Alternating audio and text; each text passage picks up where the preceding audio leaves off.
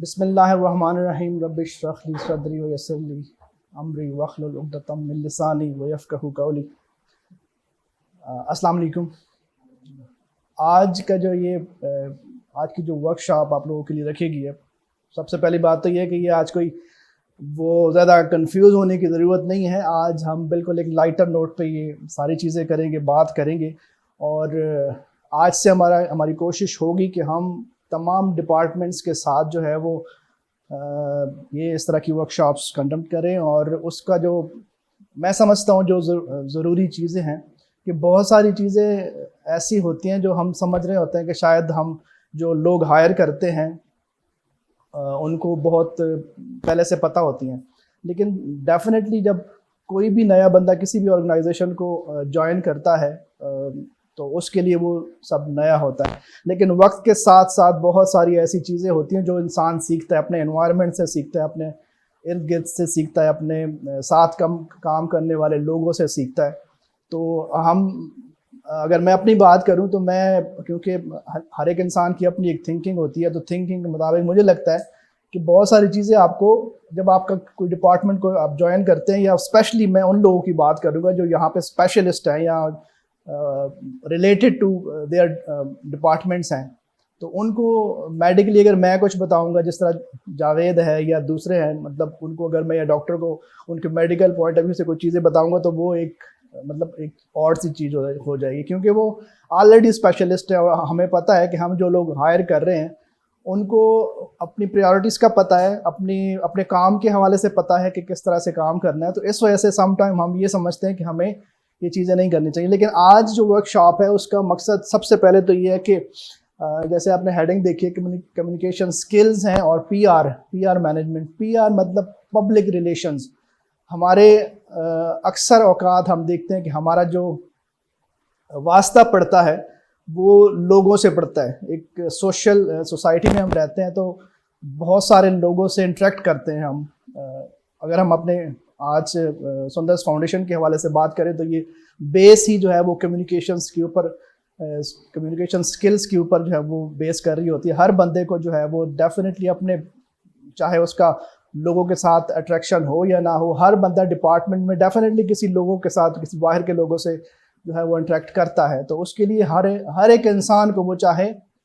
पढ़ा लिखा है चाहे पढ़ा लिखा नहीं है, कहीं जॉब कर रहा है या नहीं कर रहा, किसी एनजीओ में कर रहा है नहीं कर रहा, कहीं पे भी कर रहा है, उसको कम्युनिकेशंस की जो है वो डेफिनेटली ज़रूरत पड़ती है। और अच्छी कम्युनिकेशन जो होती है वो आपको सारी ज़िंदगी जो है वो काम आती है। तो आज जो है वो हम ब्लड डोनेशन मैनेजमेंट के ऊपर बात करेंगे। मोहित स्लाइड नेक्स्ट जो है वो, इसमें पहले मैं बात करूंगा उस बंदे के हवाले से जो इस डिपार्टमेंट को लीड करता है। जिस तरह मिस मरियम है, इनको हमने कहा हुआ है कि जी आपने ब्लड डोनेशंस लेके देने हैं, आपका और इतना कोई काम नहीं है, इतना ही है कि आपने ब्लड डोनेशन लेना है, फिर अपनी टीम को जो है वो बताना है, और टाइम और सारी चीज़ें डिसाइड होनी है, और फिर वहाँ पे जाके इन लोगों ने ब्लड कैंप करना है। तो उसमें जो चीज़ें होती हैं, सबसे ज़रूरी जो चीज़ें होती हैं जो आपको काम आती हैं या आपके काम में मुदाखलत करती हैं या खलल डालती हैं, उसके ऊपर अगर हम बात करें, सबसे पहले आप सब भी, जिस तरह मिसमरी में आप भी काफ़ी अरसे से काम करते रहे इदारे के साथ, सबसे जो प्रॉब्लम्स हमें आती हैं वो ब्लड रिपोर्ट्स की आती हैं। फॉर एग्जांपल अगर हमें कहीं पे कैंप लेने में दुश्वारी आती है तो उसकी वजह ये कहीं ना कहीं ये होती है कि वो लोग कहते हैं कि जी आप लोगों ने तो पिछली दफ़ा कैंप किया था, रिपोर्ट्स नहीं दी थी। तो सबसे जो पहली प्रायोरिटी है आप लोगों की ब्लड कैंप के बाद वो यही है कि आप अपनी जो ब्लड कैंप्स की रिपोर्ट्स हैं वो प्रॉपर तरीके से टाइम पे, जो आप उनके साथ एक वादा करके आते हैं या आप लोग उनको एक टाइम पीरियड बता के आते हैं कि इस टाइम पीरियड में आप लोगों को वो डिलीवर हो जाएंगी, तो उसमें कहीं भी किसी भी जगह पे कोताही नहीं होनी चाहिए। जो टाइम आपने बताया, अगर आपने 1 हफ्ते का टाइम लिया तो आप 5 दिनों में उनको डिलीवर कर दें। और ये जो है वो आपको क्या करेगा, आपको नेक्स्ट के लिए हेल्प करेगा। और लेकिन बहुत सारी एरर्स इसमें ये भी होते हैं कि हम सम टाइम रिपोर्ट्स भिजवा देते हैं, लेकिन इसके बावजूद हम जब वहाँ पे जाते हैं तो हमें वर्कर्स जो है वो या स्टूडेंट्स ये कह रहे होते हैं कि हमें तो रिपोर्ट्स नहीं मिली हैं। तो उसके लिए सबसे पहली बात तो ये कि हमें बाकायदा से एक कोरियर जो है वो होना चाहिए, बल्कि स्पेशली मैं तो यहाँ ये कहूँगा कि अपना कोरियर होना चाहिए जो जिसके पास हमने एक बाकायदा पिछले दिनों में हमने एक पूरा एक डॉक्यूमेंट बनाया था जिसके ऊपर बाकायदा जाके जिस बंदे ने रिसीव किए, जिस टाइम पे रिसीव किए, जिस तरह कोरियर्स का होता है, तो वो बाकायदा उनसे साइन वगैरह लेके और सारी चीज़ें वो अपने रिकॉर्ड में रखें, और जब दोबारा कैंप पे वहाँ पे जाएं तो वो रिकॉर्ड साथ लेके जाएं कि अगर आपको इस तरह की चीज़ों का सामना करना पड़े तो आप वहाँ पे ये दिखा सकें कि जी ये देखें हमने आपकी मैनेजमेंट को रिपोर्ट्स भिजवा दी हैं, फ़लाँ बंदे ने रिपोर्ट्स रिसीव की हैं। और कोशिश करें कि जो बंदा ब्लड कैंप अरेंज करवाता है उसको ही ब्लड कैंप की जो रिपोर्ट्स हैं वो डिलीवर करवाएं, उनके साइन के साथ अपने पास वो चीज़ें रखें। तो ये जो है मैं समझता हूँ कि आपके ब्लड कैंप लेने में जो है वो बहुत ज़्यादा आप लोगों को हेल्प कर सकता है। उसके बाद है स्टे इन टच, मतलब आपने फॉर एग्जांपल हम ब्लड कैंप ले आते हैं कहीं पे भी, उसके बाद साल बाद हमें कभी याद आता है या साल बाद हम उनको दोबारा जो है वो करते हैं और सम टाइम जो है वो हम भूल जाते हैं। तो उसके लिए उनके साथ टच में रहना, जो बंदा ब्लड कैंप आपका करवा रहा है, HR मैनेजमेंट है या और कोई ऐसा बंदा है जो वहाँ पे रिस्पॉन्सिबल है, जो आप समझते हैं कि आपको ब्लड कैंप दिलवाता है। सम टाइम ये होता है कि डायरेक्टर को पता भी नहीं होता और HR के बंदे जो होते हैं वो ये सारी चीज़ें कर रहे होते हैं। तो जो बंदा आप लोगों को ब्लड कैंप की एक्सेस दे रहा है वहाँ पे, उस बंदे के साथ आप लोगों ने इन टच ज़रूर रहना है, और स्पेशली उनके साथ सुवेनियर्स कोई भी चीज़ फॉर एग्जांपल आप समझते हैं कि बना के उनको भेजें, उनको जाके दे के आएँ, ताकि इससे चाहे वो बुके की शक्ल में क्यों ना हो, ताकि ये आप लोगों का जो एक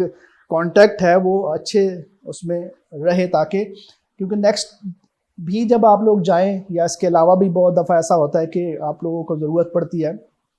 तो ये चीज़ आप लोगों को उसमें बहुत हेल्प करेगी। इस तरह इसके अलावा रिमाइंडर्स हैं, रिमाइंडर्स में आप जिस तरह मैंने अभी बात की है इसी तरह से इसी से मिलता जुलता ये है कि आप उनके साथ इन टच रहें, उनको रिमाइंड करवाते रहें ब्लड कैंप के अलावा। फॉर एग्जाम्पल अगर 3 माह गुजर के हमारा टाइम पीरियड होता है ना 3 माह, तो 3 माह अगर हमें पता है कि 3 माह बाद हमें वहाँ पे कैंप नहीं मिलेगा तो हम अपनी एक रिक्वेस्ट वहाँ पे भिजवा दें कि जी 3 माह हो गए, आप कोशिश करें, नहीं मिलेगा नेक्स्ट महीने बाद हो सकता है, या फिर 2-3 माह छोड़ के फिर रिक्वेस्ट भिजवा दें, फ़ोन कर लें कि सर इस तरह से ब्लड कैंप वगैरह। तो हम कोशिश, हमारी ये मैं समझता हूँ कि हमारी एक कमी है कि हम कोशिश करते हैं कि साल में 1 कैंप हो, तो ऐसा नहीं है। कई अगर हम कोशिश करें तो साल में हमारे 2-2, 3-3 कैंप भी कहीं पे हो सकते हैं, लेकिन उसके लिए हमारी मोटिवेशन जो है वो इसकी पावर इतनी होनी चाहिए और हमारा काम करने का तरीका ऐसा होना चाहिए कि जिससे हमें ये चीज़ें मिले। मैं कोशिश करूँगा इन सारी चीज़ों को जल्दी से जल्दी उसको आपको तक पहुँचा सकूँ। इसके अलावा feedback and response in case of need, बहुत दफ़ा ऐसा होता है कि हम जहाँ पे कैंप करते हैं वहाँ से जब रिक्वेस्ट आती है किसी भी शक्ल में, चाहे उनके किसी वर्कर को ब्लड चाहिए हो या ख़ुद उनको ब्लड चाहिए हो, तो हम उसके ऊपर उतना ध्यान नहीं देते हैं। और मैंने तो ये भी कहते हुए सुना है कि जी अगर हमने 50 बैग लाए हैं तो ये उसके बाद इनका काम ही नहीं है, फिर यही शुरू हो जाता है ब्लड कैंप, ब्लड मंगवाना शुरू कर देते हैं। तो एक लम्हे के लिए अगर हम सोचें कि अगर वो जो ब्लड जो कि हम उन लोगों के लिए दे रहे हैं, उन लोगों को दे रहे हैं, इन बच्चों की मैं बात कर रहा हूँ, ये और बहुत दफ़ा ऐसा होता है कि हम उनको ब्लड जो है वो देते हैं तो उनको तो हम जानते भी नहीं हैं, इनके साथ तो हमारा राब्ता रहना है, इनके साथ तो नेक्स्ट भी हमने इनसे काम लेना है, इन लोगों को दोबारा वहाँ पे कैंप के लिए रिक्वेस्ट करनी है। और अगर हम उनकी ज़रूरत के वक्त उनके काम नहीं आएंगे तो आपका क्या ख्याल है कि दोबारा वो आपको वहाँ पे ब्लड कैंप करने देंगे? अगर करने भी देंगे किसी वजह से, बहुत दफ़ा आप लोगों ने ख़ुद भी मुझे आके बताया और मेरी ख़ुद भी इसमें प्रैक्टिस में ये चीज़ें आई हैं कि सम टाइम हमें कैंप मिल जाता है वहाँ पे डायरेक्टर की तरफ से या किसी भी तरह से हम कैंप ले लेते हैं, लेकिन वहाँ जाके रिस्पांस नहीं होता, क्योंकि उससे पहले ही वहाँ के लोगों की साइकी ऐसी बना दी जाती है, उनको मोटिवेट ऐसे कर दी जाती है कि भैया आप लोगों ने ब्लड नहीं देना यहाँ पे, और उस वजह से आप लोगों को रिस्पांस नहीं मिलता। सिर्फ ब्लड कैंप ले लेना ही बड़ी बात नहीं है, बल्कि वहाँ से रिस्पांस लेना ये सबसे बड़ी बात है। तो उसके लिए जो है वो आपको उसकी जो मैनेजमेंट है उनको अपने साथ लेके चलना होगा। उनके लिए जब भी उनकी कोई कॉल आती है, हाँ उसके लिए डेफिनेटली एक तरीका है कि सम टाइम हम ब्लड देते भी नहीं हैं, फॉर एग्जाम्पल हमारे पास नहीं होता, ओन एक्टिव है, बी नेगेटिव है, कोई भी नेगेटिव ग्रुप है हमारे पास नहीं है, तो बहुत दफ़ा ऐसा होता है कि मैं उस चीज़ को अगर अपनी बात करूं तो इस तरह से बहुत दफ़ा मैंने हैंडल किया है कि मैं उस टाइम कहता हूँ सर कोई मसला नहीं, हो जाएगा, अरे आप डॉक्टर की रिक्वेस्ट मंगवाएं, कौन से हॉस्पिटल में ब्लड चाहिए, सारा कुछ। और बहुत 80% ऐसा होता है कि सब बाद में मुझे कॉल आ जाती है कि सर अरेंज हो गया, नहीं हमें ज़रूरत पड़ी। ठीक है, एक देखिए हमारा काम भी हो गया और हमारा इमेज भी जो है वो पॉजिटिव चला गया और ब्लड भी हमें नहीं देना पड़ा। लेकिन आप आते ही कॉल आप इसको अगर ये इस तरह से कह दें कि जी ब्लड तो है ही नहीं हमारे पास, हमारा तो ये है तो वो, तो इससे जो है वो बैड इंप्रेशन पड़ता है और इससे जो है वो बड़ी प्रॉब्लम्स होती हैं उनको, क्योंकि उनको उस टाइम यही चीज़ समझ आ रही होती है कि मेरी ज़रूरत इस टाइम है, आप लोग इतने बैग ले गए थे तो आज मेरी ज़रूरत है, उसको आप लोग ज़रूर पूरी करें। तो उसमें आप लोगों ने पॉजिटिव रिस्पांस देना है और उसमें जो हमारी प्रायोरिटीज़ हैं, जो हमारी हमने जो फॉर एग्जांपल ब्लड के लिए डॉक्टर की प्रिस्क्रिप्शन है और ब्लड सैंपल वगैरह है, ये सारी जो हमारी फॉर्मेलिटीज़ हैं, ये जब आप उनको बताते हैं तो सम टाइम वो उसको पूरा करते हुए सम टाइम वो ज़रूरत भी नहीं पड़ती है। और अगर ऐसा होता भी है तो हमारी पूरी मैनेजमेंट है, हमारी टीम है जो कि इसके लिए बैठे हुए हैं, जो कि in case of emergency blood को उसकी अवेलेबिलिटी को मुमकिन बनाते हैं। तो फिर इस तरह की जो है वो आप लाजमी इस चीज़ में किया करें। इन्विटेशन ऑन स्पेशल ओकेजन्स, देखें हमारे अब तो खैर काफ़ी अरसे से हमारा इस तरह का है भी नहीं, लेकिन साल में हमारे 2-3 ऐसे प्रोग्राम होते थे जिसमें थैलेसीमिया, वर्ल्ड थैलेसीमिया डे है, इसके अलावा कल्चरल शो होता था हमारा, 3-4 दफ़ा हमने करवाया है, या और इस तरह की चीज़ें होती हैं। तो उसमें हम बाकायदा कह रहे होते हैं कि जी अपने जो आपके डोनर्स हैं, जो आप लोगों के लिए समझते हैं कि ये लोग आपको बहुत हेल्प करते हैं, तो उनको बुलाएं, उनकी लिस्ट होनी चाहिए आप लोगों के पास। अगर आप ब्लड कैंप को कर रही हैं तो आपके पास उन लोगों की ब्लड जो अरेंज करते हैं, ब्लड कैंप्स अरेंज करते हैं, उनकी लिस्ट होनी चाहिए। रुखसार है या दूसरे लोग हैं जो ऐसे डोनर्स हैं जिनको वो कॉल करती है और वो हर दफ़ा आ जाते हैं, ऐसे लोगों की लिस्ट होनी चाहिए आप लोगों के पास। मार्केटिंग में के जो लोग हैं उनके पास ऐसे डोनर्स की लिस्ट होनी चाहिए जो कि जब भी डोनेशन मांगा उन्होंने उसी टाइम दिया और हर दफ़ा पॉजिटिव रिस्पांस दिया, ऐसे लोगों की लिस्ट होनी चाहिए। और उनको हर अपने जो प्रोग्राम है उनमें लाजमी इनवाइट करें, वो चाहे आएँ या ना आएँ, लेकिन आपका काम है कि उनको हर अपने प्रोग्राम में, हर ऐसे स्पेशल ओकेजन पे उनको याद रखना। इससे क्या होता है कि इससे अगले बंदे को अपनी थोड़ी सी अहमियत का एहसास होता है कि यार इन लोगों ने मुझे याद रखा है, मुझे मतलब अपने ऐसे लोगों में शामिल किया जिसको स्पेशल ओकेजन पे ये लोग इनवाइट करते हैं। तो इसमें बहुत दफ़ा ऐसा हुआ है, मेरी तरफ से भी बहुत सारा कोताहियाँ होती हैं कि मैं भूल जाता हूँ या ये वो, ऐसे बंदे रह जाते हैं और वो ख़ुद मुझे कॉल करके बाद में बाकायदा गिला कर रहे होते हैं कि आपने तो हमें बुलाया ही नहीं है। तो ये चीज़ें जो हैं वो बैरियर्स हो सकते हैं आप लोगों की ब्लड डोनेशन कैंप्स के हवाले से या दूसरी चीज़ों के हवाले से। अब उसके बाद आ जाती है preparation for blood donation camp. अब ये वो टीम है जो कि ब्लड कैंप के लिए जाती है, इनका काम जो है वो यहाँ तक ख़त्म हो गया। अब जो है वो जो टीम, जो हमारे 7-8 लोग होते हैं जो जाते हैं वहाँ पे, उनके लिए जो है वो सबसे पहले ड्रेसिंग, लुक, अपीयरेंस आपकी क्या है, आपकी ड्रेसिंग क्या है। मैं हमेशा पहले भी बात हुई थी जिस पर मैंने ये कहा था कि देखें आप कहीं भी जाते हैं तो सबसे पहले आपका मुंह खुलने से पहले, आपके किसी चीज़ बोलने से पहले, आप सबसे पहले जो चीज़ आप दूसरे बंदे को मुतासर कर सकती है, अट्रैक्ट कर सकती है, वो क्या होती है? वो आपकी अपीयरेंस होती है, आपकी ड्रेसिंग सेंस होती है, आपकी ड्रेसिंग होती है। तो आप लोग स्पेशली एक इदारे को रिप्रेजेंट कर रहे हैं और ऐसे कहीं पे जा रहे हैं, ब्लड कैंप करने के लिए जा रहे हैं और आपकी ड्रेसिंग ही जो है वो ऐसी है कि वो आप लग ही नहीं रहे हैं किसी इदारे के जो है वो रिप्रेजेंटेटिव हैं, या लग ही नहीं रहा कि आप मतलब किसी ऑफिशियल तरीके से वहाँ पे आए हैं। तो ये चीज़ें बहुत ज़्यादा मैटर करती हैं। तो उसके लिए आप लोगों को चाहिए कि प्रॉपर जब भी आप लोग कैंप करने के लिए जाएं तो प्रॉपर आपकी उसके लिए ड्रेसिंग होनी चाहिए और उसके लिए ड्रेस कोड हम इंशाल्लाह इसको अब देखेंगे, कोशिश करेंगे कि क्या क्या चीज़ें जो है वो हम लाजमी उसमें करवाएं। तो इसके ऊपर आप लोगों ने फोकस करना है। पंक्चुअलिटी, उसके बाद सबसे बड़ी जो चीज़ है, फॉर एग्जांपल एक फैक्ट्री ऑनर है जो आपको 10 बजे का टाइम देता है कि 10 बजे आप लोगों ने आना है और आप लोग वहाँ पे 11 बजे जा रहे हैं, 12 बजे जा रहे हैं, तो सबसे पहला क्या इम्प्रेशन पड़ा आपका?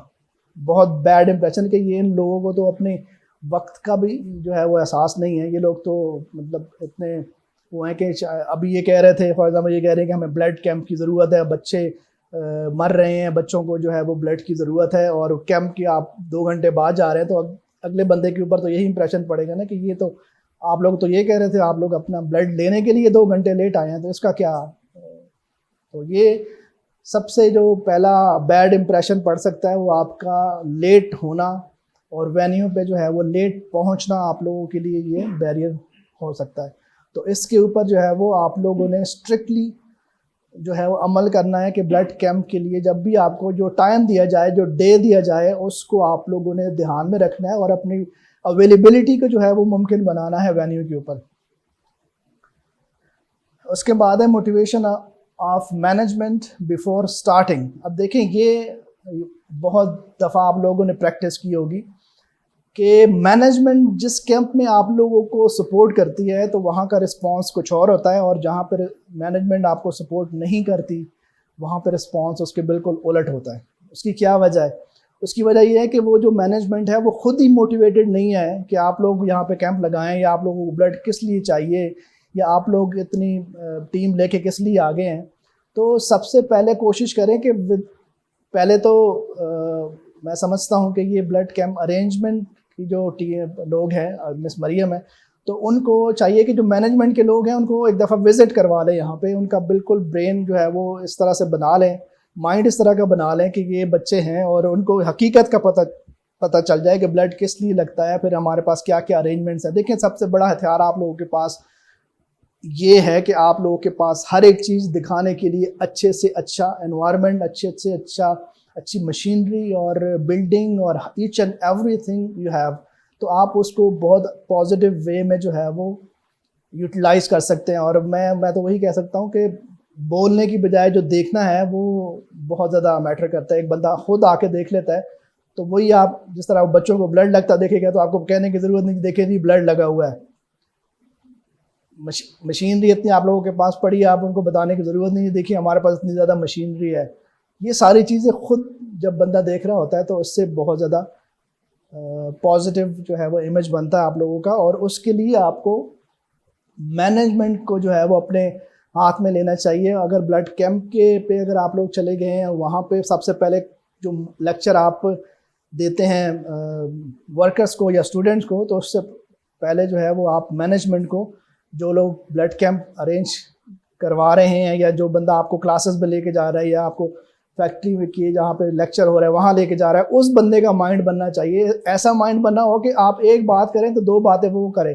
कि जी ये जो कह रहे हैं मैंने खुद अपनी आंखों से देखा है, या मैं आपकी गारंटी बहुत दफ़ा मैंने ऐसे देखा है, मैं लेक्चर दे रहा होता हूँ और मैनेजमेंट जो है वो उसको पॉजिटिव वे में बता रहे थे कि बिल्कुल जो ये कह रहे हैं मैंने खुद अपनी आंखों से देखा हुआ है। और बहुत दफ़ा तो ये होता है कि जी सबसे पहले मैं ब्लड दूंगा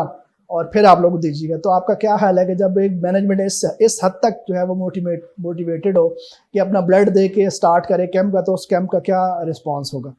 तो ये जो है वो सबसे ज़्यादा ज़रूरी है कि मैनेजमेंट को आप मोटिवेट करें।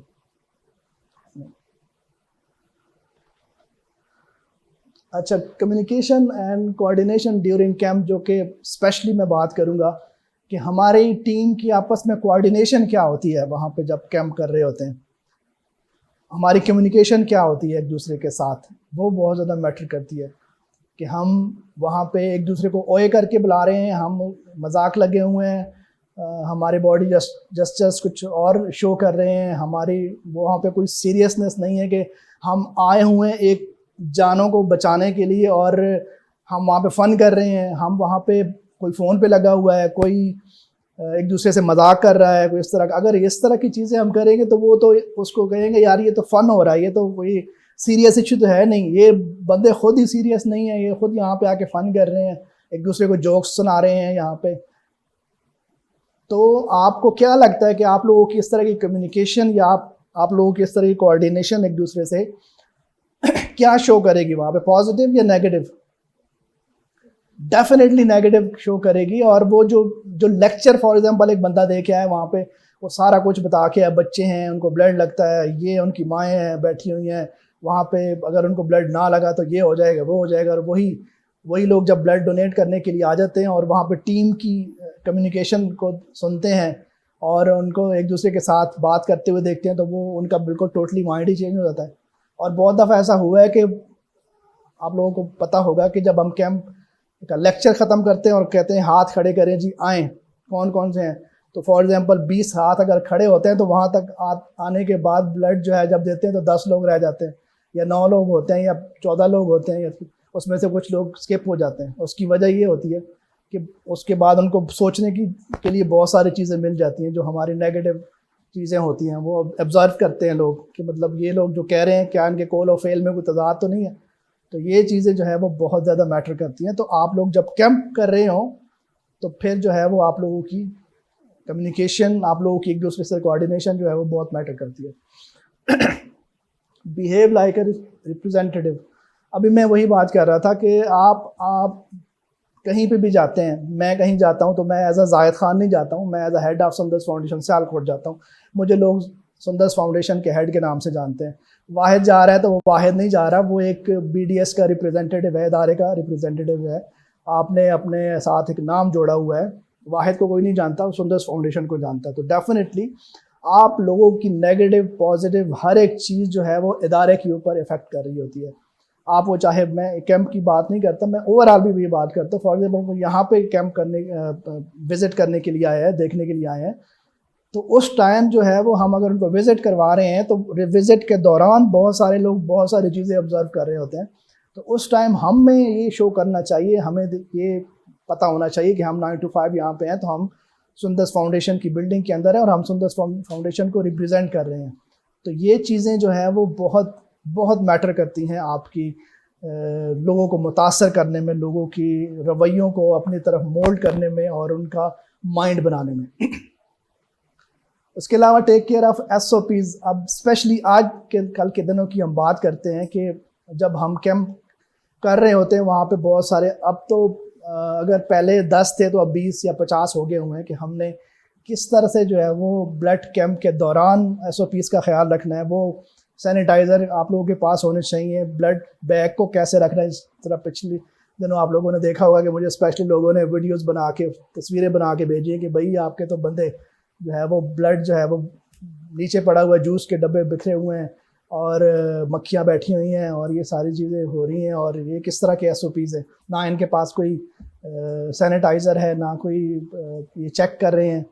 तो ये सारी चीज़ें जो है वो बहुत मैटर करती है। अब ये देखें, हर बंदा जो है वो, अगर फैक्ट्री में हम गए हैं वहाँ पे सारे जितने वर्कर हैं वो सारे अनपढ़ या जाहिल नहीं हो सकते। उनमें से कोई एक ऐसा भी होगा जो आपकी चीज़ों को ऑब्जर्व कर रहा होगा, आपको देख रहा होगा, और वही बंदा जो है वो एक बंदा 100 बंदों के ऊपर भारी हो सकता है, क्योंकि 100 बंदे को उसने अपने उससे बताना है कि भैया आपके सामने आपको कोई ऐसी चीज़ बात कर देता है तो आपके पास उसका जवाब नहीं है, तो डेफिनेटली बाकी लोग कहेंगे यार हमें तो नहीं पता था, लेकिन चलेंगे इन्होंने बताया। तो बहुत सारे लोग बदजन हो जाते हैं, बहुत सारे लोग जो है अपना इरादा तर्क कर देते हैं। तो इसमें जो है वो SOPs जो आजकल के हैं वो आप सब जानते ही हैं, आप लोगों को बता दिया गया है, उसकी डिटेल में बात जाने की ज़रूरत नहीं है। उसको आप लोगों ने हर हालत में, हर सूरत में फॉलो करना है। Take care of blood donors. अब बहुत दफ़ा ऐसा होता है कि हम एक डोनर का सुई लगा लेते हैं और बाकी इधर उधर भागना शुरू कर देते हैं, ये वो पता ही नहीं होता। सम टाइम बैग इतना फूला हुआ होता है और 2-2, 3-3 दफ़ा डोनर को पंक्चर कर रहे होते हैं, उनकी सुई नहीं लग रही होती और एक ही बंदा ट्राई की जा रहा होता है। बहुत सारे लोग इस वजह से ही मुतनफ़र हो जाते हैं कि ये आप लोगों के पास अगर एक बंदे से एक जगह पे सही नहीं लगी है, क्लिक नहीं हुआ, तो उसको चाहिए कि वो नेक्स्ट किसी और को कह दे। ये नहीं कि मैंने, अब मुझसे हुआ तो मैंने ही करना है इसको। उससे डोनर देखें, वो तो बेचारा वो आपको ब्लड दे रहा है, वो सारी चीज़ें कर रहा है और फिर अपने आप को वो सुइयाँ लगवाई जा रहा है, नीडल्स इतनी ज़्यादा लगवाई जा रहा है। फिर आपने उसको ब्लड जब ले ली है तो फिर उसके बाद आपने उसको इंटरटेन कैसे करना है, उसको जूस कैसे सर्व करना है, फिर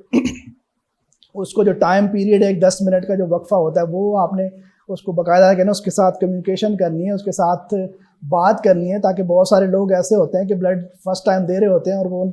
उनका मेंटल लेवल जो है वो इस तरह का हो जाता है कि सम टाइम आप देखते हैं वो ब्लड देने के बाद गिर जाता है। इस तरह की चीज़ें होती हैं। तो वो बहुत दफ़ा साइकोलॉजिकली जो है वो इफ़ेक्ट्स होते हैं जो कि लोगों पे तारी होते हैं और वो इस तरह से हो जाता है। तो डोनर को ब्लड अगर सुई लगी अगर और बाकी डोनर्स कोई नहीं है, इतना मारो मार नहीं पड़ी हुई, तो फिर आप जिस डोनर को आपने निटाया हुआ है उसी के साथ आप कोशिश करें कि उसी के साथ बात करें और उसी को एंटरटेन करें। जितनी देर में वो 5-7 मिनट जितने भी हैं, आप उसके बाद ना कि उसको लगा के इधर उधर चले जाएं, आपस में बातें करना शुरू कर दें। कोशिश करें अगर आपके पास टाइम है तो उसी बंदे को जो आपको ब्लड देने के लिए आया हुआ है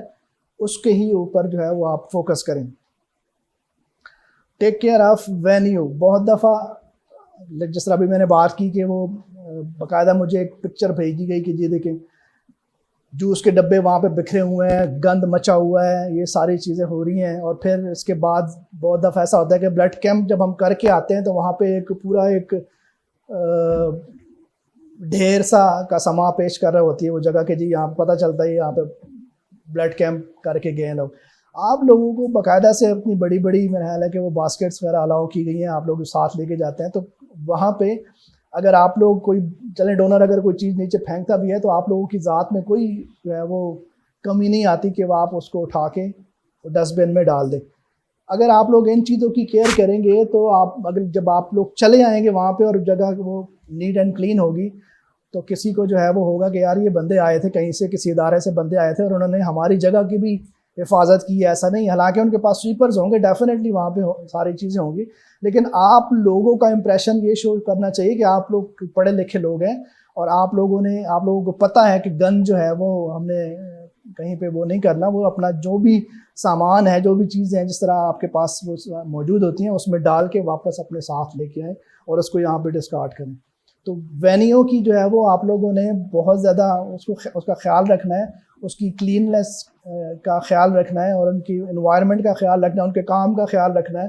कि उनके काम में जो है वो खलल ना पड़े किसी तरह से। उनकी जो प्रोडक्शन में सम टाइम आप लोग कहते हैं कि हमारी प्रोडक्शन में ये हो गया वो हो गया, इस तरह की चीज़ें, तो वो उनका बहुत ज़्यादा ख्याल रखना है आपने। अच्छा, उसके बाद अब आ जाता है वो लोग जो कि लेक्चर डिलीवर करते हैं। अब उसमें जो है उनके लिए ये सारी चीज़ें हैं। First of all complete knowledge about the topic. आप लोगों को टॉपिक के बारे में, टॉपिक आपका एक ही है, आपको पता है ब्लड डोनेशन है, थैलेसीमिया है, ये बच्चे हैं, सुंदर्स फाउंडेशन है। तो जब तक आप लोगों को सुंदर्स फाउंडेशन की चीज़ों के बारे में सारा कुछ नहीं पता चलेगा, पता लगेगा कब से शुरू हुआ, किसने स्टार्ट किया, कितना अरसा हो गया, कितनी ब्रांचेज हैं, कितने लोग अटैच्ड हैं, कौन कौन पर्सनैलिटीज़ अटैच्ड हैं, कितने पेशेंट हैं, सियालकोट में कितने पेशेंट हैं, बाकी ब्रांचेस में कितने पेशेंट्स हैं, ये सारी चीज़ें, थैलेसीमिया क्या है, हेमोफीलिया क्या है, इन बच्चों को ब्लड कितनी देर में लगता है, अगर ना लगे तो क्या होगा, ये सारी चीज़ें, कैसे हम ब्लड प्रोवाइड करते हैं, पैसे लेते हैं नहीं लेते। अगर कोई क्वेश्चन कर लेता फॉर एग्जाम्पल, ये मुझे तो पता चला है ये आप लोग ब्लड बेचते हैं, तो फिर आप उसको कैसे टैकल करेंगे? आप हकीकत ही बताएंगे ना, डेफिनेटली। आप लोगों को पता है ब्लड तो बेचते नहीं है, हाँ इस तरह की कुछ इस तरह की बन जाती है, तो उसका ज़हन कैसे साफ़ करना है आपने, उसको कैसे कम्युनिकेट करना है, उसको कैसे समझाना है, ये चीज़ें जो हैं वो आप लोगों के पास होनी चाहिए। ये ना सिर्फ वो लेक्चर कंडक्ट करने वाले को है, बाकी पूरी टीम जो है वो, इसी को कहते हैं ना टीम वर्क। टीम वर्क जो होता है वो यही होता है कि आप लोगों को अपने इदारे के बारे में, अपने जो आप लोग काम करने के लिए गए हैं ब्लड डोनेशन के हवाले से, कैंप के हवाले से, ये सारी चीज़ें आप लोगों को, हर बंदे को पता होनी चाहिए, ताकि आपके सामने कोई भी सवाल आए तो उसका आप उसको प्रॉपर जवाब दे सकें, उसकी जो है वो, उसका माइंड जो है वो उस तरफ कर सकें। अच्छा, उसके बाद आ जाता है बेस्ट वेन्यू। एनवायरनमेंट क्या है वहाँ पे जब आप कैंप कंडक्ट कर रहे हैं और फिर वो लेक्चर जहाँ पे आप डिलीवर करना चाह रहे हैं, वहाँ का एनवायरनमेंट क्या है? क्या वो एक खुली जगह है जहाँ पे एसी वगैरह लगे हुए हैं, या गर्मी का बहुत ज़्यादा वो है, या आपने ये देखना है कि आपकी आवाज़ कहाँ तक जा रही है। अगर फॉर एग्जांपल 200 लोग हैं और आपकी आवाज़ सिर्फ 40 लोगों तक जा रही है, पीछे के जो लोग हैं वो सारे डिस्टर्बेंस ही क्रिएट करेंगे ना, डेफिनेटली। जब तक उनको आवाज़ नहीं जाएगी तो वो तो एक दूसरे के साथ बात करेंगे और आपका फोकस डेफिनेटली हट जाएगा। आप लोग अपने टारगेट, अपनी बातों को जो है वो, अपनी जो ऑडियंस है उसको टारगेट ही नहीं कर सकेंगे। तो अगर फॉर एग्जांपल 200 बंदा है या 400 बंदा है तो उसके मुताबिक कोशिश करें कि आप वहाँ पे, फैक्ट्री में बहुत दफ़ा ऐसा होता है साउंड सिस्टम का कुछ ना कुछ होता है, या आप लोगों के पास भी हमने दिया हुआ है, तो उसको यूटिलाइज़ करें। फिर उसके बाद देखें कि आप जहाँ पे खड़े हैं क्या सबको नज़र आ रहे हैं। अगर नहीं आ रहे हैं तो उसके लिए, अगर नुमान है तो डेफिनेटली वो थोड़ा सा ऊपर टेबल पे चढ़ जाएगा, या इस तरह का कोई थोड़ा सा करेगा कि सब तक उसकी जो है वो आवाज़ भी जा सके और उसको नज़र भी आ सके कि क्या क्या बोल रहे हैं। तो जब तक ये चीज़ें आप नहीं करेंगे, आपकी बात करना फजूल है। आपका जो मर्ज़ी आप कहते रहें, अगले बंदे को समझ ही नहीं आ रही, उस तक आवाज़ ही नहीं जा रही, आप जो मर्ज़ी कहते जाएँ, आप उसका तो कोई फ़ायदा नहीं होगा। बल्कि उल्टा डिस्टर्बेंस होगी, उल्टा जो है वो आपका बैड इंप्रेशन होगा उसके ऊपर। तो इस चीज़ का भी आप लोगों ने ध्यान रखना है। अच्छा, usages of words according to participants. अब देखिए वहाँ पे एनवायरनमेंट क्या है, वहाँ के लोग क्या हैं। फॉर एग्जांपल एक फैक्ट्री में कैंप है और वहाँ पे लेबर है, सारी पंजाबी बोलने वाले हैं, वो आपको समझ आ जाती है जब आप वहाँ पे जाते हैं तो पता चल जाता है उनकी लैंग्वेज क्या होती है, किस तरह से वो बात कर। अगर वहाँ पे आप शुरू करेंगे इंग्लिश में लेक्चर,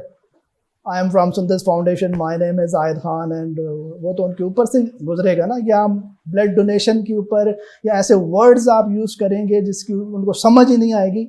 तो सबसे पहले आपने ये डिसाइड करना है कि आपकी ऑडियंस क्या है, आप किसको टारगेट करना जा रहे हैं, आप अपना मैसेज किसको डिलीवर करना जा रहे हैं। हाँ, अगर कोई मैनेजमेंट के लोग हैं वहाँ पे आप जैसे मर्जी बात करें जिस तरह, लेकिन जहाँ पे कि ऐसे लोग हैं जो कि आपकी बात को समझ ही नहीं रहे, तो फिर वहाँ पे वर्ड्स को जो है वो डेफिनेटली आप लोगों ने देखना है कि हमने यहाँ पे वर्ड्स कैसे इस्तेमाल। कोशिश करेंगे, अगर पंजाबी वाला माहौल है तो आप पंजाबी में लेक्चर दे दें, कोई इसमें कोई वो नहीं है, क्योंकि हमने उस टाइम पे उस टारगेट को देखना है, अपने ऑडियंस को देखना है कि हमें सुनने वाले लोग कितने हैं। ठीक है, तो ये बहुत ज़्यादा ज़रूरी चीज़ है। अच्छा, ये इन्हीं लोगों के लिए एक इमोशनल टच के हवाले से मैंने ये रखा हुआ है कि बहुत दफ़ा ऐसा होता है कि देख पंजाबी में मतलब वो ऐसे लोग हैं जो उनको समझते नहीं, आप उनको बताते रहे थैलेसीमिया में जो है वो रेड सेल नहीं बनते, हेमोफीलिया में वाइट सेल नहीं बनते, उनको वाइट सेल लगते हैं, उनको रेड सेल लगते हैं, तो वो कहेंगे पता नहीं क्या बोल रहे हैं। तो उसमें आपने कोशिश करनी है कि थोड़ा सा वो बताने के बाद फिर आप उन प्रॉब्लम्स को बताएं कि भाई जो हम आप लोगों के पास आए हैं उसके पीछे कहानी क्या है, उसके पीछे वजह क्या है, कौन से लोग हैं, कौन सी माएँ हैं, कौन से बच्चे हैं जो इस बीमारी में सफ़र कर रहे हैं, उनको क्या प्रॉब्लम्स होती हैं, अगर बच्चे को खून नहीं लगेगा तो क्या होगा, किस फैमिली से बिलोंग करते हैं, वो दिहाड़ी लगाने वाला बंदा है जो अपने बच्चे को ब्लड लगवाने के लिए लेके आता अपनी दिहाड़ी ख़राब करके। इस तरह की चीज़ें जो होती हैं वो आप कोशिश करें, और हकीकत में मबनी जो चीज़ें आप खुद देखते हैं, डेफिनेटली यहाँ पे आप लोग होते हैं तो आप हर एक चीज़ देख रहे होते हैं। हर माँ की अपनी कहानी है, हर बच्चे की अपनी कहानी है, वो सारी चीज़ें आप शेयर कर सकते हैं, इमोशनली उनको इस चीज़ के ऊपर कर सकते हैं कि आप इसमें दें। और ये इसका जो है जो फ़ायदा है वो 90+ होता है कि इस तरह के कैंप्स में जहाँ पे लोग इतने ज़्यादा पढ़े लिखे नहीं होते वहाँ पे अच्छा रिस्पांस आपको मिल सकता है, लेकिन अगर आपने उसको बाकायदा सही तरीके से टारगेट किया तो। अच्छा, अब ये सबसे ज़्यादा ज़रूरी चीज़ है बॉडी लैंग्वेज और जेस्चर्स आपके। ठीक है, बॉडी लैंग्वेज क्या है, जेस्चर्स क्या है। आप जब कोई बात कर रहे होते हैं, आपके हाथ मूव कर रहे होते हैं, आप अपनी बात को जो है अपने हाथों से भी अपनी बॉडी के साथ भी बता रहे होते हैं कि मैं क्या कह रहा हूँ। और ये कितना काउंट करते हैं, मैं आपको ऐसे मिसाल देता हूँ कि मैं आपको कहता हूँ कि जी आपको ब्लड देना चाहिए, मैं कह रहा हूँ कि आपको ब्लड देना चाहिए, मेरे हाथ कह रहे हैं कि नहीं देना चाहिए और मैं कह रहा हूँ कि देना चाहिए, तो ये क्या है, किसकी ज़्यादा इंपॉर्टेंस है। आप हंसेंगे ना कि ब्लड देना चाहिए, वो कहेंगे यार ये तो कह रहा है कि नहीं देना चाहिए, मुंह से कह रहा है देना चाहिए और हाथों से कह रहा है नहीं देना चाहिए। तो ये आपकी जो बात है, जो आप डिलीवर कर रहे हैं, जो अपना जुमला डिलीवर कर रहे हैं, आपकी बॉडी लैंग्वेज भी वही सेम होनी चाहिए। आपका फॉर एग्जांपल मैं यहाँ पे ऐसे खड़ा होकर मैं ऐसे बोलना शुरू कर दूँ ये, तो मेरी बात को क्या सबसे पहले तो आप देख के हंसना शुरू कर देंगे कि भाई ये ऐसे रिबोर्ड खड़ा हो गया और बोलता जा रहा है। तो हाथों की मूवमेंट, आपकी बॉडी लैंग्वेज, आपके जेस्चर्स ये शो करें कि आप क्या कहना चाह रहे हैं। ठीक है, तो ये एक बहुत ज़्यादा ज़रूरी चीज़ है। मोहित, इम्पॉर्टेंस ऑफ जेस्चर्स। अब जेस्चर्स की अहमियत जिस तरह मैंने आपको बताई है, फॉर एग्जांपल बहुत दफ़ा ऐसा होता है कि हमारे जो जेस्चर्स होते हैं इतना ज़्यादा काउंट करते हैं। फॉर एग्जांपल मैं एक मिसाल देता हूँ कि जी वाहिद आज नहीं आया और उसने ना पैगाम भिजवा दिया कि मैं ज़ूफ़ी शाह को कह दें कि मैं आज नहीं आ रहा, और आगे से ज़ूफ़ी शाह ने कह दिया कि जी अच्छा। अब जिसको इसने पैगाम दिया वो इसको कह देता है कि जी इसने पूछा कि क्या जवाब दिया, उन्होंने कहा अच्छा। तो अब ये कह रहा है कि अच्छे का क्या मतलब है, अच्छा तो कह दो वो यही कहेगा अच्छा का मतलब अच्छा, ठीक है। नहीं नहीं, अच्छा उन्होंने कैसे कहा था, और आगे से कहा है कि जी छुट्टी आज जो है वो वाहिद छुट्टी करेगा, तो इसने कहा अच्छा इसका क्या मतलब है कि वो इतना बड़ा हो गया है कि आज जो है वो मुझे पैगाम भिजवा रहा है, क्या वो एप्लीकेशन नहीं भिजवा सकता था? ठीक है, अच्छा, इसका मतलब कि वो एक्सेप्ट हो गई। तो इस तरह की बहुत सारी चीज़ें जो आपकी बॉडी लैंग्वेज से, आपके जेस्चर्स से जो है वो शो हो रही होती हैं कि आप क्या कहना चाह रहे हैं, किस तरह से कहना चाह रहे हैं। तो ये ड्यूरिंग लेक्चर मैं बात कर रहा हूँ क्योंकि हमारा आज टॉपिक इस हवाले से है। तो आपकी बॉडी लैंग्वेज और आपकी जेस्चर जो है वो सेम होने चाहिए जो आप कहना जा रहे हैं। ड्यूरेशन ऑफ लेक्चर, आपकी जो, अब जिस तरह आज का ये लेक्चर है, मैं कोशिश कर रहा हूँ कि इसको जितना जल्दी समेट सकूं, जितना कम अल्फाज में वो कर सकूं, क्योंकि जब कोई भी बात, चाहे वो कितनी इंपॉर्टेंट क्यों ना हो, जब उसका टाइम पीरियड बढ़ जाता है तो वो बोरिंग लगना शुरू हो जाती है। ठीक है, तो कोशिश करें कि अपनी जो लेक्चर की जो ड्यूरेशन है उसको कम से कम करें। अपना मकसद जो है, अपना मौक़िफ़ जो है, वो उसको जल्दी से जल्दी और कम से कम वक्त में डिलीवर करने की कोशिश करें। फॉर एग्जांपल, अगर आप ब्लड डोनेशन के लिए कर रहे हैं तो उसके लिए 5 से 7 मिनट इनफ होते हैं, उसमें आप अपना अच्छे तरीके से जो है वो मैसेज दे सकते हैं। लेकिन आप अगर इसको प्रोलॉन्ग करते जाते हैं, और वो वहाँ पे गर्मी का माहौल भी है, लोग जो है वो खड़े भी हैं, और वो कितनी देर आप तक आपको फोकस कर सकेंगे। तो इस चीज़ की जो है वो बहुत ज़रूरी होती है कि आपकी बात करने का जो टाइम पीरियड है वो कितना है। अच्छा, रिस्पॉन्स आफ्टर लेक्चर, लेक्चर के बाद हम देखते हैं कि कोशिश हमारी होती है कि जी बताएं जी किस किस को समझ आई और कौन कौन लोग हैं जो ब्लड डोनेट करना चाहते हैं। तो फिर वहाँ पे बहुत सारे हाथ खड़े होते हैं, समटाइम नहीं खड़े होते। तो उसके बाद ये बहुत ज़्यादा काउंट करता है कि उस जो लोग एग्री हो गए हैं आपकी बात से, आपने उनको मना लिया है, तो एज सुन एज पॉसिबल उनको जगह पे, वेन्यू पे पहुँचाएँ जहाँ पे ब्लड कैंप लगा हुआ है, ताकि वो ब्लड डोनेट कर दे। ताकि हम, ह्यूमन नेचर है कि जब इंसान के ऊपर कोई चीज़ सुनता है या कुछ देखता है तो उसके ऊपर एक टाइम तक असर रहता है। ठीक है, उसके बाद अब देखें, उसकी मिसाल मैं आपको देता हूँ कि फॉर एग्जांपल एक ज़लज़ला आता है, ज़लज़ला हर बंदा फील करता है, बहुत सारा कमरा हिलता है, बंदा अल्लाह तौबा तौबा शुरू कर देता है, और जो थोड़ी देर बाद जो है वो ज़लज़ला ख़त्म हो जाता है और फिर हम अपनी खुशखबरियों में लग जाते हैं। वही हमारी रूटीन होती है वही। और फिर उसके बाद अगर कहीं नुकसान होता है तो बंदे का सुन के या देख के बड़ा होता है कि यार वहाँ पे इतना नुकसान हो, इतने लोग मर गए। बहुत दफ़ा हम जो है वो उसमें पार्टिसिपेट भी करते हैं, बहुत सारी चीज़ें देते भी हैं, डोनेशन भी देते हैं, लेकिन जूं जूं वक्त गुजरता है वो कम होता जाता है। हमने देखा है अक्सर ऐसा होता है कि जूं जूं वो वाक़या पुराना होता है, हम उसको भूलना शुरू करते हैं। ये तो यहाँ तक कि हमारे प्यारों में से कोई हमें छोड़ के चला जाता है, अपनी फैमिली में कोई छोड़ के चला जाता है, तो उसका हम पहले दिन कितना शोक होता है, फिर दूसरे दिन कितना होता है, तीसरे दिन कितना होता है, फिर हफ्ते बाद कितना होता है, फिर महीने बाद कितना होता है। एक ह्यूमन नेचर है। तो ये जो है वो कोशिश करें कि जो बात आपने की है उसको जल्द से जल्द जो है वो उसके ऊपर इम्प्लीमेंट करवा लें। Thanking note to the management, ये बहुत ज़रूरी है। जब आप लोग कैंप कर लेते हैं, जितना भी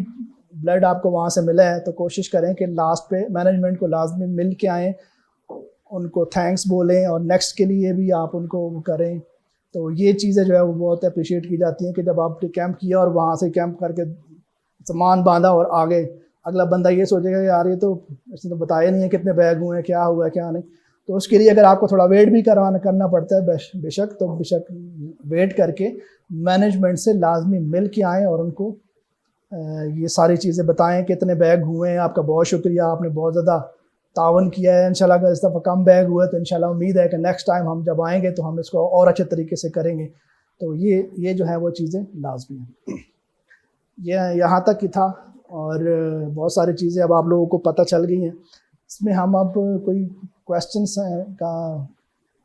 आंसर सेक्शन कर लेते हैं। अगर आप लोगों के